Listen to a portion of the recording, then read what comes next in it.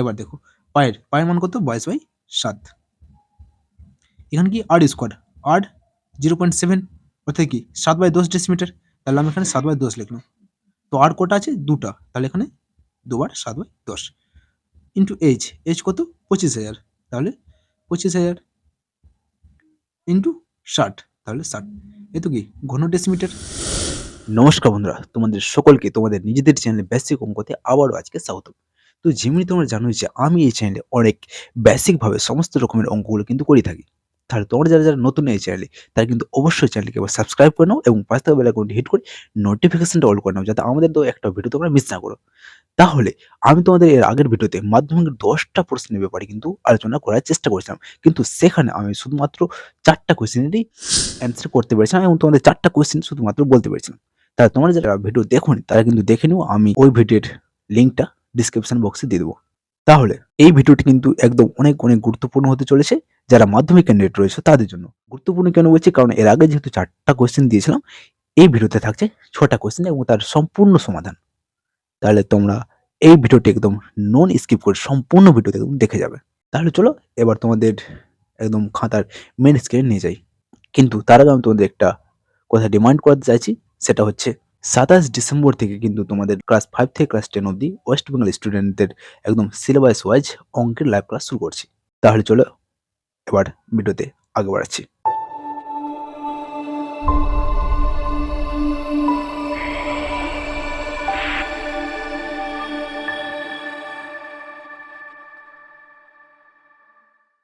তাহলে বন্ধুরা, তোমাদের 5 নম্বর প্রশ্নটি হচ্ছে তোমাদের পাঠ্য বইয়ের 146 নম্বর পেজের কষে দেখি 8-এর 8 নম্বর প্রশ্নটি কিন্তু অনেকটাই ইম্পর্ট্যান্ট।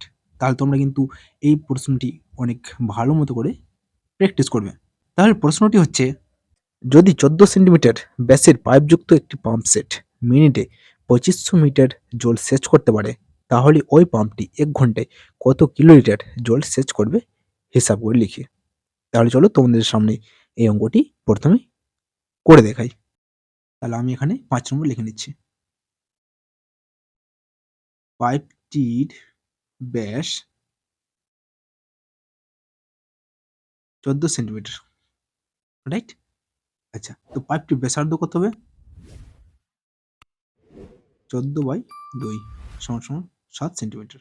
যেহেতু আমাকে এটা লিটারে চেয়েছে, তাহলে এটাকে কি করতে হবে, এককটাকে কি করতে হবে, আমাকে ডেসিমিটার কনভার্ট করতে হবে।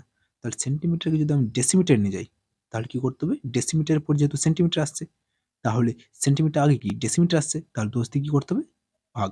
তাহলে 7 কে 10 দিয়ে ভাগ, তাহলে কি হবে, এটা ডেসিমিটার কনভার্ট হয়ে যাবে। তাহলে 0.7 ডেসিমিটার। ডেসিমিটার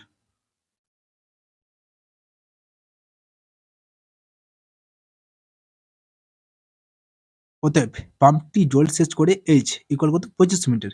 25 মিটার কিসে নিয়ে যেতে হবে, ডেসিমিটার নিয়ে যেতে হবে। তাহলে 25 মিটার, মিটার পর কি আছে ডেসিমিটার, মিটারের পরে যেহেতু ডেসিমিটার আছে, তাহলে কি করতে হবে, এটাকে 10 দিয়ে গুণ। তাহলে এটা হলো কত, 25,000 ডেসিমিটার।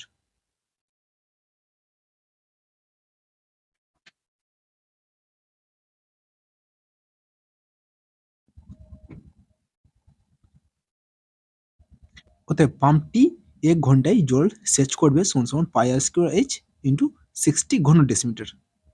এবার দেখো পায়ের মান কত 22/7।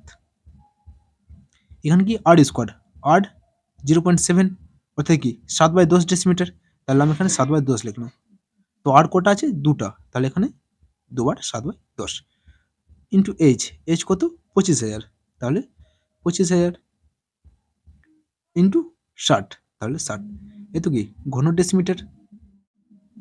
এবার আমি কি করব, কাটাকাটি করে নিচ্ছি। 7 কেটে গেল, একটা শূন্য দুটো শূন্য কেটে গেল, দুটো শূন্য কেটে গেল। এবারে কি বাঁচলো উপরে, 22 বাঁচলো, 7 বাঁচলো, আর এখানে 250 বাঁচলো এবং লাস্টে কত বাঁচলো, 60 বাঁচলো। এ তো কি ঘন ডেসিমিটার। তাহলে গুণ করে কত দাঁড়ালো আমাদের, 23,10,000। এ তো কি ঘন ডেসিমিটার,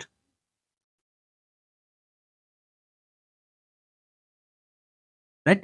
তাহলে এত ঘন ডেসিমিটার সমান সমান কি, এত লিটার। তাহলে এটাকে আমরা কি লিখতে পারি, 23,000 সরি, তাহলে এটাকে আমরা কি লিখতে পারি? 23,10,000 লিটার। কিন্তু আমার এটা কিসে চাইলো? কিলোলিটার চাইলো। তাহলে এ তো লিটার সমান কত কিলোলিটার? লিটারকে যদি আমরা কিলোলিটার নিয়ে যাই তাহলে কি করতে হবে? আমাকে ১,০০০ দিয়ে ভাগ। তাহলে এটা কি করতে হবে? ২৩, ১০, ১, ২, ৩ টা শূন্যকে আমাকে কি করতে হবে? ১,০০০ দিয়ে ভাগ। এ তো কি? Kilo litre. ৩ টা শূন্য কাটা, ৩ টা শূন্য কাটা। তাহলে হলো কত? ২৩১০ কিলো লিটার। আশা করছি তোমরা এই অঙ্কটি খুব ভালো মতো করে কিন্তু বুঝতে পারলে। তাহলে এবার আমি তোমাদের ৬ নম্বর অঙ্কতে নিয়ে যাচ্ছি। তাহলে বন্ধুরা ৬ নম্বর অঙ্কটি হচ্ছে তোমাদের পাঠ্য বইয়ের ১৬১ নম্বর পেজের কোষ দেখি 9.3 এর ৩ নম্বরের অঙ্কটি কিন্তু অনেক ইম্পোর্টেন্ট, পরীক্ষাতে কিন্তু খুবই আসে। তাহলে তোমরা কিন্তু এই অঙ্কটি একদমই স্কিপ করবে না। তাহলে এবার চলো আমি প্রথমে প্রশ্নটি এখানে লিখে নিচ্ছি।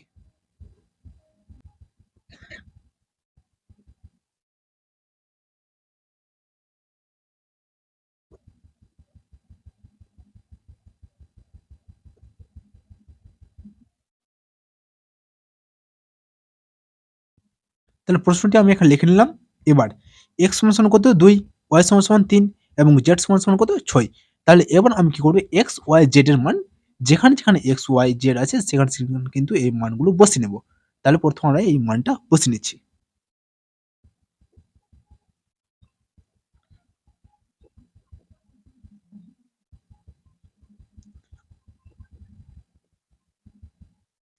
তাহলে এবার আমি কি করলাম? প্রত্যেকটা কিন্তু মান এবার বসিয়ে নিলাম।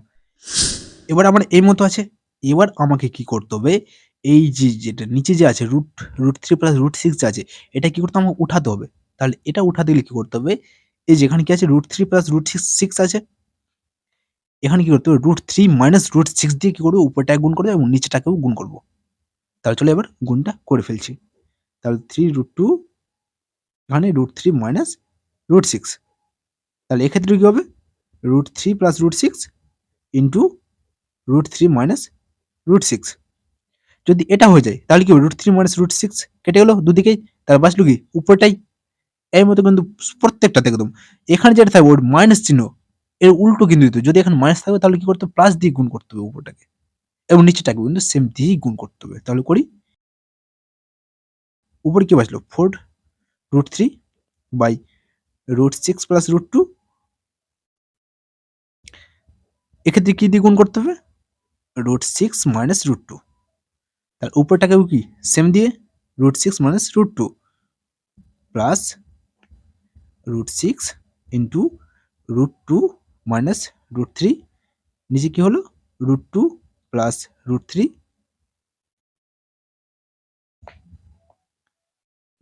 √2 মাইনাস √3। এবার কি করবো? গুণ করে দিচ্ছি আমি। এক্ষেত্রে কি হবে? উপরে 3 রুটের মধ্যে যেগুলো আছে ওগুলো গুণ হয়ে যাবে। 3 রুট কি 3 2 6 মাইনাস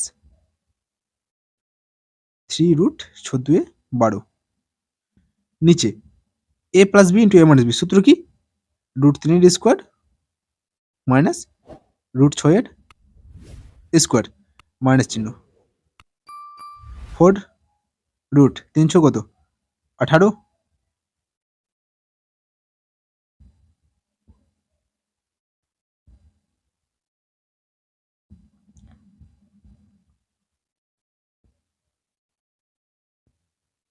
মাইনাস 4 রুট 3 2 কত?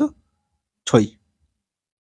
এক্ষেত্রে √6 তার হোল স্কোয়ার মাইনাস √2 তার হোল স্কোয়ার প্লাস চিহ্ন। এক্ষেত্রে √12 মাইনাস √18। নিচে √2 তার হোল স্কোয়ার মাইনাস √3 তার হোল স্কোয়ার। এবার উপরে কি বাঁচলো? 3√6 মাইনাস 3 গুণ কি আছে? √12। যদি 12 কে যদি আমি ভাঙি তাহলে কি পাবো? 4 ইন্টু 3। আর যদি 4কে যদি আমি ভাঙি তাহলে কি পাচ্ছি? 2 গুণ 2। তাহলে 2টা কি হচ্ছে? বাইরে বেরিয়ে যাচ্ছে আর √3টা ভিতর থেকে যাচ্ছে। কি মাথায় ঢুকলো না তো? তাহলে চলো এবার এটাকে কিন্তু একটু ডিটেইলস এ উপরে ভেঙে দেখাচ্ছি। দেখো কি ছিল? √12 ছিল, রাইট? তাহলে √12 কে যদি আমি ভাঙি কি পাই? 2 গুণ 2 গুণ 3 পাচ্ছি। তাহলে এক্ষেত্রে আমার কি হবে? জোড়া কি হয়? বাইরে বেরিয়ে যায়। তাহলে 2টা বাইরে বেরিয়ে গেল আর ভিতরে কি 3 থেকে গেল। তাহলে এই দুইটা কি হলো আমার? এই যে বাইরে বেরিয়ে গেল আর √3টা এই ভিতর থেকে গেল।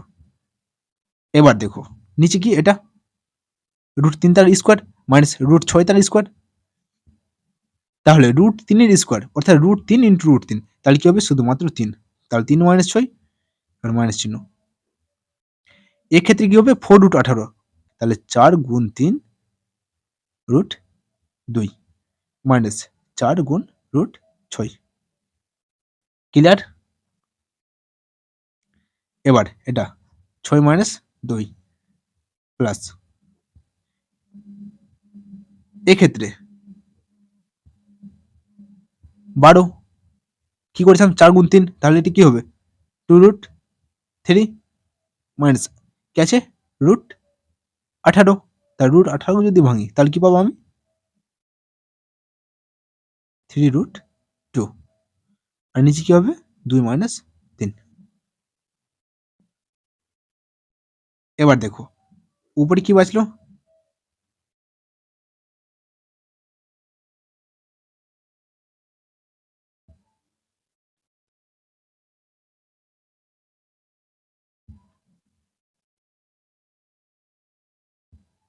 3√6 মাইনাস 6√3 বাই 3 থেকে 6 বাদ দিতে কত? -3 মাইনাস 4 3 কত? 12√2 মাইনাস 4√6 বাই 6 থেকে 2 বাদ দিলে কত? 4 প্লাস 2√3 মাইনাস 3√2 নিচে কত? -1। এবার এটা কি হবে? গুণ। এর আগে কোন চিহ্ন আছে? প্লাস চিহ্ন আছে, তাহলে এটা গুণ। এর আগে মাইনাস চিহ্ন আছে, এখানে কি প্লাস চিহ্ন আছে, তাহলে এটা গুণ হয়ে যাবে। উপরটা থেকে আমরা কি করতে পারি? যেহেতু রয়েছে 3√6 মাইনাস 6√3, তাহলে আমরা কি করতে পারি? 3টা কি করতে পারি? কমন নিতে পারি। তাহলে আমি কি করলাম? উপরে 3 কমন নিলাম।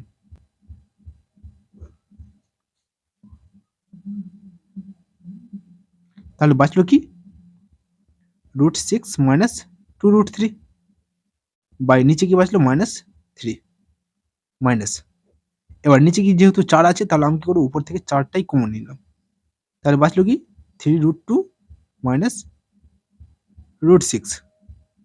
এবার প্লাস মাইনাস কি হলো? -2√3 মাইনাস 3√2। ওকে। এবার এই 3 আর এই 3 কি কেটে গেল? এই 4 আর এই 4 কি কেটে গেল? এই মাইনাস দিয়ে উপরটাকে গুণ। তাহলে -√6 মাইনাস মাইনাসে প্লাস 2√3। এবার -3√2 প্লাস √6 মাইনাস 2√3 প্লাস 3√2। দেখো তো এবার কাটাকাটি যাচ্ছে কি? -3√2 প্লাস 3√2 কেটে গেল। চিহ্ন দেখো, আর যদি একই থাকে তাহলে কিন্তু কাটাকাটি যাবে। -2√3 প্লাস 2√3 কেটে গেল, প্লাস √6 মাইনাস √6 কেটে গেল। তাহলে বাঁচলো কি? কিছুই না। তাহলে কি? 0 বাঁচলো শুধুমাত্র। তাহলে 0 কি হলো আমার অ্যান্সার এখানটাই। তাহলে আশা করছি তোমাদের কিন্তু এই অঙ্কটা খুব ভালো মতো করে বুঝাতে পারলাম। তাহলে এবার ৭ নম্বর প্রশ্নটি কিন্তু খুবই গুরুত্বপূর্ণ, যেটা তোমরা পেয়ে যাবে তোমাদের পাঠ্য বইয়ের ১৮৪ নম্বর পেজের কোষে দেখি ১২ এর ৯ নম্বর প্রশ্নটি কিন্তু অনেক ইম্পোর্টেন্ট। তাহলে তোমাদের কিন্তু প্রথমে প্রশ্নটি আমি পড়ে শোনাচ্ছি, তারপর তোমাদের সামনে কিন্তু প্রশ্নের উত্তরটিও করে দেখাবো।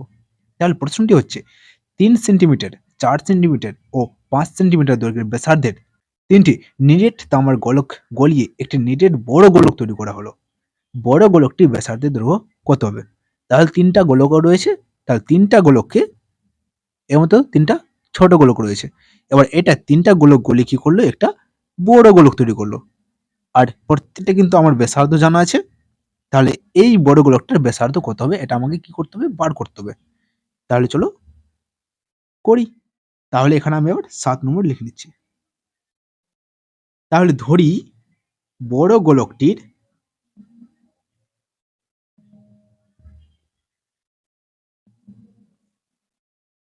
ব্যাসার্ধ সমান কত? ৮ সেন্টিমিটার। ঠিক আছে? তাহলে বড় গোলকটির আয়তন কত হবে?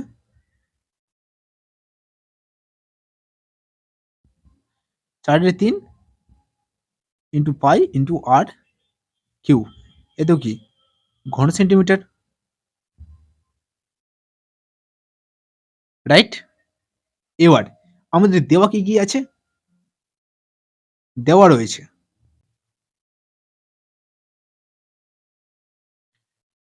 ৩ সেন্টিমিটার দৈর্ঘ্যের ব্যাসার্ধের নিরেট তামার গোলকের। তাহলে লিখে নিচ্ছি আমি। ৩ সেন্টিমিটার ব্যাসার্ধ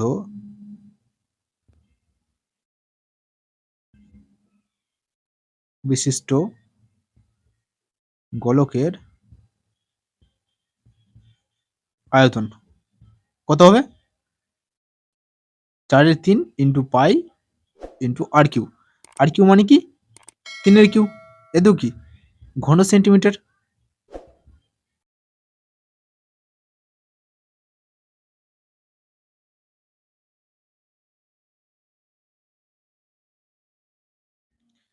৪ সেন্টিমিটার ব্যাসার্ধ বিশিষ্ট গোলকের আয়তন কত হলো? 4/3 পাই ইন্টু আর। আর অর্থাৎ কি? 4। যেহেতু ৪ সেন্টিমিটার আছে ব্যাসার্ধ, তাহলে 4 কিউ। এবার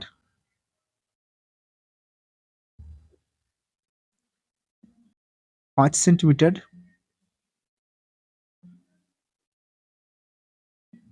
ব্যাসার্ধ বিশিষ্ট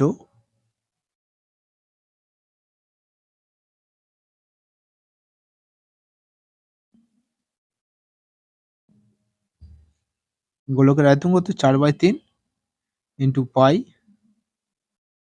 আর এর মান কত? ৫, অর্থাৎ ৫ কিউ। এতেও কি? ঘন সেন্টিমিটার।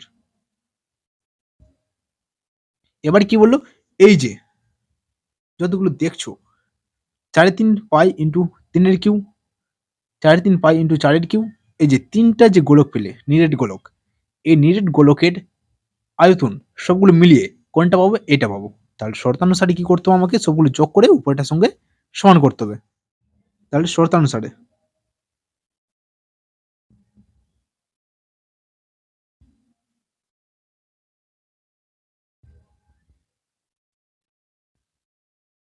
3.5 ইন্টু পাই আমি কিউটা কমন নিলাম। ওকে? এবার 3 Q plus 4 Q plus 5 Q, 4/3 into pi into R Q. এটা তাহলে 4/3 পাই আর কেটে গেল দু সাইড থেকে। এবার বাঁচলো কি? 3 কিউ কত? 27, 4 কিউ কত? 64, 5 কিউ কত? 125 সমান কত? আর কিউ। বা আর কিউ ইকুয়াল কত হবে? 27, 64, 125 যোগ করে। তাহলে 27, 64 এবং 125 যোগ করে কত হচ্ছে? 216। আর কিউ ইকুয়াল কত? 216 যদি ভাঙি তাহলে কত হবে? আমার 6 কিউ পাবো। তাহলে অতএব আর ইকুয়াল কত? 6। অতএব বড় গোলকটির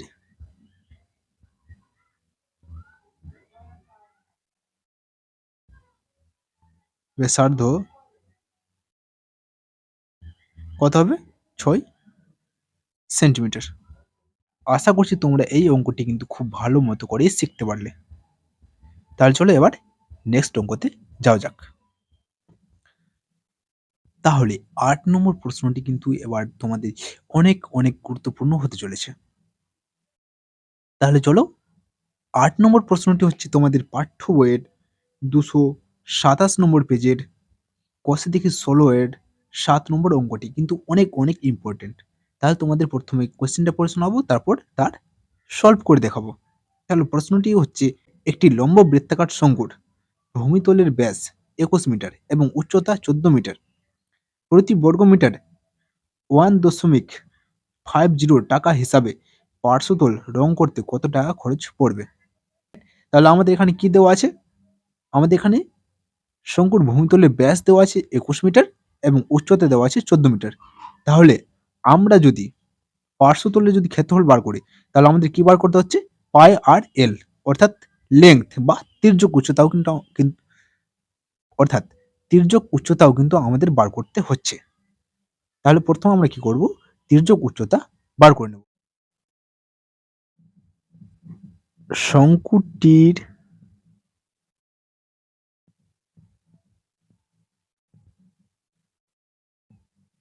ভূমিতলের ব্যাস হচ্ছে তোমার কত? 21 মিটার। তাহলে এর ব্যাসার্ধ কত হবে? আর ইকুয়াল কত? 21/2 মিটার। শঙ্কুটির উচ্চতা কত? এইচ সমান কত? 14 মিটার।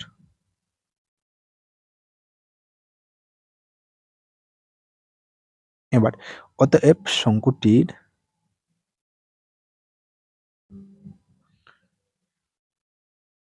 তির্যক উচ্চতা এল কত হবে? √ ব্যাসার্ধের স্কোয়ার প্লাস উচ্চতা স্কোয়ার। তাহলে 21/2 তার হোল স্কোয়ার প্লাস 14 স্কোয়ার। তাহলে 21 স্কোয়ার কত? 441। 2 স্কোয়ার কত? 4 প্লাস 14 স্কোয়ার কত? তাহলে 14 স্কোয়ার কত? 196। এবার √ 4 লসাগু 441 প্লাস 196 কে আবার 4 দিয়ে গুণ। তাহলে 4 6 24 4 হাতে 2 4 9 36 36 আর 2 কত হয়? 38 8 হাতে 3 4 কে 4 4 3 7 784। তাহলে যোগ করে উপরে কত দাঁড়াবে এবং নিচে যেহেতু 4 আছে তাহলে 4 থাকলো। এবার উপরে 5 8 4 12 2 হাতে 1 7 4 12 1 7 5 12 1225। আর নিচে কত আছে? 4 আছে। তাহলে এটা কি দাঁড়াবে আমাদের? 35 আর 4 4কে যদি রুটের বাইরে করি তাহলে কত হবে? 2। তাহলে আমরা এল কত পেলাম? 35/2। এত কি? মিটার। অতএব শঙ্কুটির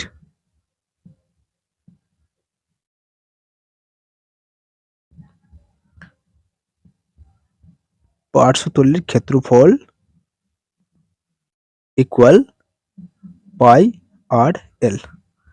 পাই মান কত? 22/7। আর কত পেলাম? 21/2। এল কত পেলাম? 35/2। কাটাকাটি 7 3 21 2 11 22।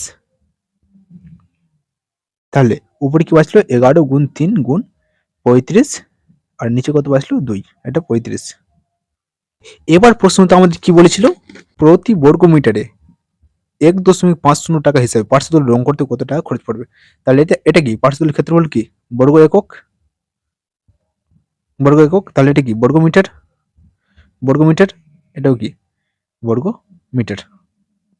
অতএব প্রতি বর্গ মিটারে 1.50 টাকা হিসাবে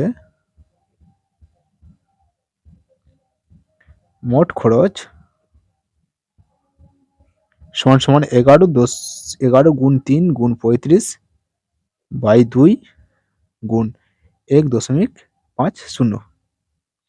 তার দশমিক আমি উঠে দিলাম। নিচে কত? 100। 0 প্রথমে কেটে দিলাম আমি। এবার নিচে হলো কত? 20। উপরে গুণ করে কত হচ্ছে? তাহলে উপরে কি বাঁচলো? 11 গুণ 3 গুণ 35 গুণ লাস্টে কত? 15/20 এত টাকা। তাহলে গুণ করে কত হলো? তাহলে আমাদের গুণ করে হলো 17,325। নিচে কত? 20 এত কি টাকা। তাহলে 17,325 যদি আমরা 20 দিয়ে যদি ভাগ করি তাহলে কত হবে? 866.25 টাকা। তাহলে আমাদের অ্যান্সার এখানে কমপ্লিট। আশা করছি তোমরা কিন্তু এই অঙ্কটি খুব ভালো মতো করেই বুঝতে পারলে। তাহলে এবার আমরা নেক্সট অঙ্কতে চলে যাচ্ছি। এবার 9 নম্বর কোশ্চেনটা হচ্ছে তোমাদের পাঠ্য বইয়ের 266 নম্বর পেজের অধ্যায় 19-এর কষে দেখি 19-এর 13 নম্বর অঙ্কটি কিন্তু অনেক অনেক ইম্পর্ট্যান্ট।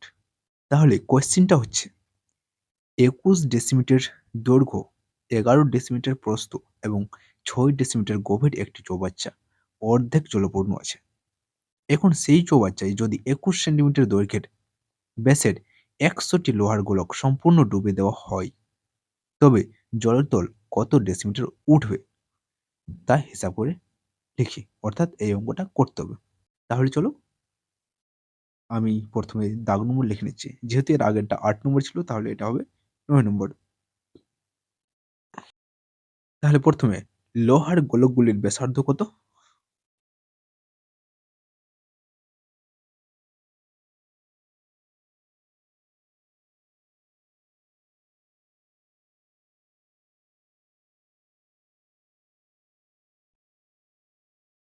21/2 সেন্টিমিটার।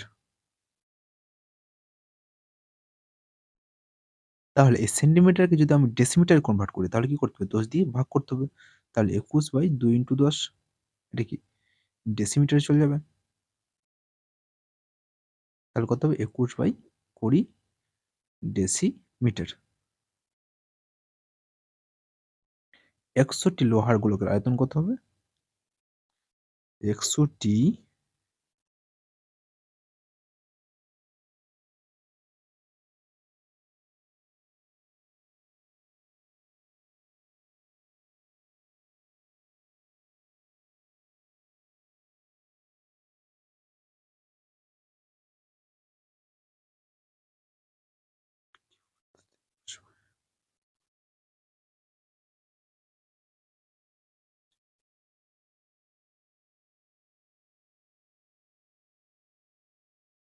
একশো গুণ 4/3 ইন্টু পাই ইন্টু 21/20 তার হোল কিউব ঘন ডেসিমিটার। তাহলে 100 গুণ 4/3 গুণ 22/7 গুণ চিহ্ন 21/20 গুণ 21/20 গুণ 21/20, এত ঘন ডেসিমিটার। আচ্ছা, দুটো শূন্য দুটো শূন্য কাটা। এবার 2 2 4 আর একটা 2 কেটে গেল। তা 2 দিয়ে 11, এখানে হলো 10, 7 3 21, 3 3 কেটে গেল। তাহলে উপরে কি বাঁচলো? 11 গুণ 21 গুণ 21, বা নিচে বাঁচলো 10।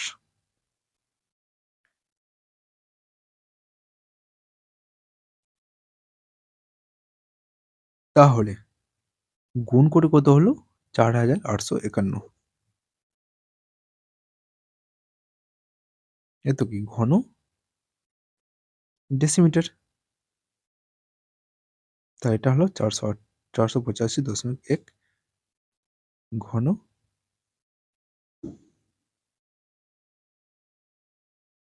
ডেসিমিটার। ধরি চৌবাচ্চার জলতল h ডেসিমিটার উপরে উঠবে।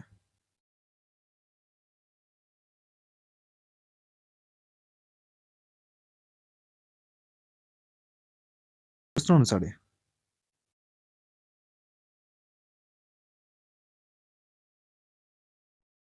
21 গুণ 11 গুণ h সমান সমান কত? এটা 485.1। তাহলে h ইকুয়াল কত হবে? 485.1 বাই 21 গুণ 11, রাইট? আচ্ছা, দশমিকটা আমি উঠে দিলাম, তাহলে নিচে কই 10 বা h ইকুয়াল। আচ্ছা, এবার এখানে কি করবো? কাটাকাটি করে নিচ্ছি। কাটাকাটি যাচ্ছে দেখি তো। 21 দিয়ে কাটলাম। 21 দিয়ে কত হলো? 2 হলো 42। 48 থেকে যদি 42 বাদ দিয়ে বাঁচলো 6, 65।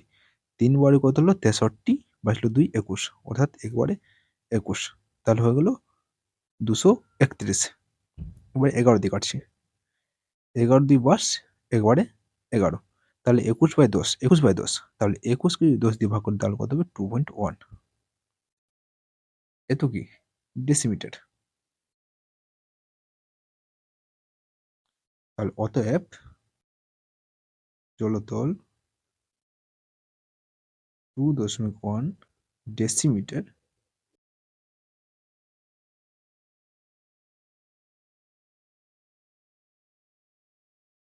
তাহলে এবার 10 নম্বর প্রশ্নটা হচ্ছে 276 নম্বর পেজের কস থেকে 20 এর 5 নম্বর প্রশ্নটি কিন্তু অনেক ইম্পোর্টেন্ট। তাহলে তোমরা কিন্তু এই অঙ্কটি মিস করবে না। তাহলে তোমাদের প্রথমে এই প্রশ্নটা আমি তোমাদের পড়ে শোনাচ্ছি। একটি ত্রিভুজের একটি কোণের পরিমাপ 65 ডিগ্রি এবং দ্বিতীয়টির পরিমাপ π/12। তৃতীয় কোণটির ষষ্ঠিক ও বৃত্তীয় মানের হিসাব করে লিখতে বলেছে। তাহলে চলো এবার তোমাদের করে দেখাচ্ছি। এটা হলো 10 নম্বর প্রশ্ন।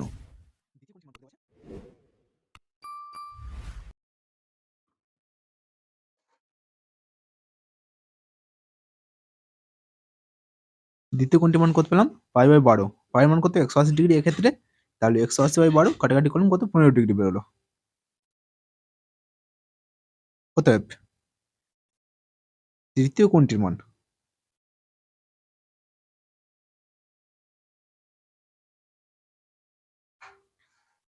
যেহেতু আমার প্রথম কোণটির মান দেওয়া আছে, তাহলে 180 ডিগ্রি মাইনাস প্রথম কোণটির মান কত?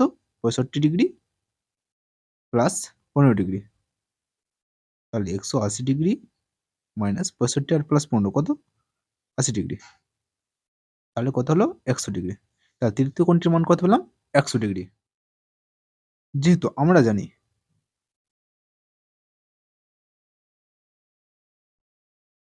180 ডিগ্রি সমান কি?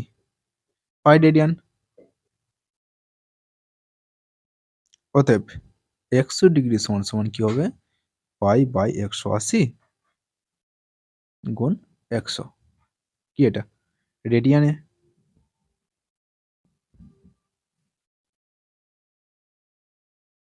শূন্য শূন্য কাটা 5 9 5π/9 রেডিয়ান। অতএব তৃতীয় কোণটির ষষ্ঠী মান কত? 100 ডিগ্রি। আর তৃতীয় কোণটির রেডিয়ান মান কত? 5π/9 রেডিয়ান। অতএব